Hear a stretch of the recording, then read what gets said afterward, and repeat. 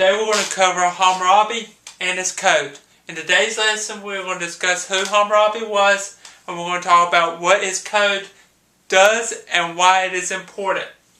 Let's start with who was Hammurabi. Hammurabi was king of Babylon at its height of his empire. He reigned for 42 years, starting in 1792 BCE, or before Common Era. He ruled over 1 million people at the height of his power. Because he ruled over 1 million people, Hammurabi knew that he needed a system of law and order to basically protect Babylon from others and to protect people from other people and abuse of power. So, what did Hammurabi's code do? And a little bit of details about Hammurabi's code.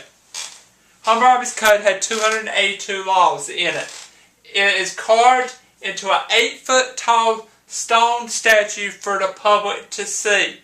Now, it is still in existence today.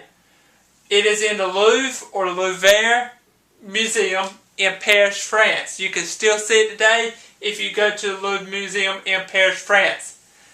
It has a simple principle in it of an eye for an eye, a tooth for a tooth. Let me explain to you, let me give you an example of what a principle of an eye for an eye, a tooth for a tooth means.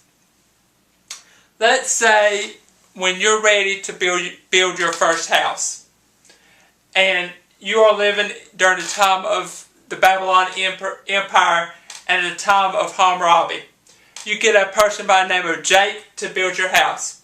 Jake builds your house, and he builds it to a weak standard. It's not strong enough to survive the elements. Eventually, a storm comes up, and your house collapses. 2 of the 3 of your family is killed when your house collapses. You're the only one living. Because Jake built your house, and 2 of the 3 people got killed, Jake is killed because those people are killed. You see how that works. The person who built the house is now responsible for the death of those people. You can take just about any scenario. Now, it also depended on how much money or social status you had as well. Basically what it meant was, the more money and the more power you had, the more lenient they would possibly be on you. Hammurabi's code is the first to codify, which basically means write all the laws that would govern a general area, which we use the word state for this purpose. It basically means the area of Babylon. There were 2 parts in Hammurabi's code. There is criminal, which basically means a law that is offenses against others, which means murder, burglary, assault, any criminal action. There's an additional part which is civil, which means private matters and rights, such things as taxes, mortgages, stuff like that. So there are 2 parts that we still use in most of our laws here in the United States today. Now, why is it important? Because without it, anybody could run wild on any city, any state, any town.